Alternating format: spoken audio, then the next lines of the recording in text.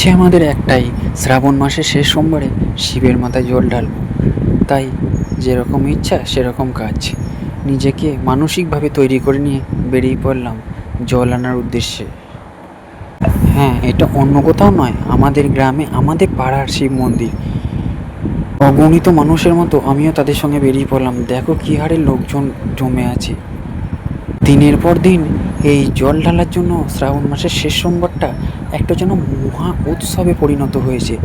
বহু মানুষ, বলতে গেলে আমাদের এখানে যতগুলো গ্রাম আছে ম্যাক্সিমাম গ্রাম থেকে প্রায় 250 থেকে 300 জন করে মানুষ শ্রাবণ মাসে শিবের মাথায় জল ঢালার জন্য রওনা দেন ধাত্রী গ্রামে কালনার গবার ঘাটে। কাল তাদের সাথে সারথি হয়ে আমিও পৌঁছে গেছিলাম, আর ওয়েদারটা ছিল জাস্ট মনোরম। রোদ ঝলমলে আকাশ, বিভিন্নভাবে বিভিন্ন ডিজাইনের এত সুন্দরভাবে বাঁকগুলি তারা সাজিয়েছে, জাস্ট চোখে পড়ার মতো এত সুন্দরভাবে। এটা সত্যিই আমাদের একটা বড় উৎসব। এখন আমাদের মতো যারা শিব ভক্ত আছে তারা জানে আজকের দিনের কি পরম একটা সার্থকতা। সারা বছর মানুষজন বিভিন্ন কাজের মধ্যে থাকলেও এই একটা মাত্র দিন মহাদেবের জন্য ঠিক সংরক্ষণ করা থাকে। কারণ যে দেবতা আমাদের জন্য প্রত্যেক মুহূর্তে প্রত্যেক ক্ষণে আমাদের কথা ভাবছে, তার কথা ভেবে একটা দিন আমরা তার পায়ে জল ঢালব না, এটা তো হয় না। অগণিত মানুষ যেখানে একসাথে হয় সেখানে সামান্য কিছু বিশৃঙ্খলা হবেই, সেটা অত চোখে পড়ার মতো নয়, জাস্ট আনন্দ অসাধারণ।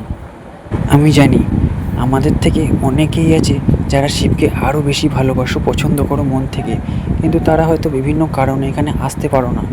কিন্তু সেটা তো বড় কথা নয়, আশাটা বড় কথা নয়, মনের ইচ্ছাই বড় কথা।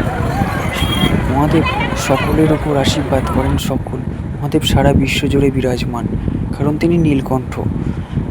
সারা পৃথিবীকে বাঁচানোর জন্য যে মানুষটা নিজে বিষ পান করতে পারে, সে তার ভক্তদের কথা শুনবে না, এটা তো হয় না। আকাঙ্ক্ষার এই দিন, আমাদের ভালোবাসা এই দিন প্রত্যেক বছর যেন এমনভাবেই ফিরে আসে আমাদের জীবনে বারবার। হারা হারা মহাদেব। আর তোমরা যারা এখানে এসছিলে বা এই জিনিসগুলো যার খুব পরিচিত, তারা অবশ্যই কমেন্ট করে জানিও। সকলে ভালো থেকো, সুস্থ থেকো, ভগবান সকলের মঙ্গল করুক। এই বিশ্ব চরাচরে আমরা বড় স্বার্থপর, আর এই স্বার্থপর দুনিয়ায় নিঃস্বার্থভাবে ভালোবাসে একমাত্র ভগবান আমাদের। চলো, টাটা, ভালো থেকো।